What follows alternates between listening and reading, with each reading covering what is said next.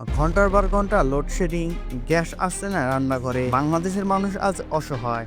কি প্রশ্ন হচ্ছে, এই সংকটের জন্য আসলে কে দায়ী? জানতে হলে ভিডিওটি দেখুন শেষ পর্যন্ত। আমি আছি আপনাদের সঙ্গে খবর এক্সো। সারা বাংলাদেশের এখন বিদ্যুৎ ও গ্যাসের ভয়াবহ সংকট চলছে। দিনে 5 থেকে 8 ঘন্টা লোডশেডিং চলছে। রাজধানীতে গ্রামে তো অবস্থা করুন। গ্যাসের অভাবে চুলা জ্বলছে না, রেস্টুরেন্ট, বাসাবাড়ি, এমনকি হাসপাতালেও দুর্ভোগ। সরকার বলছে কয়লার দাম, জ্বালানি ঘাটতি, বৈশ্বিক বাজারের চাপ এসবই কারণ, কিন্তু বাস্তবতা কি শুধু তাই?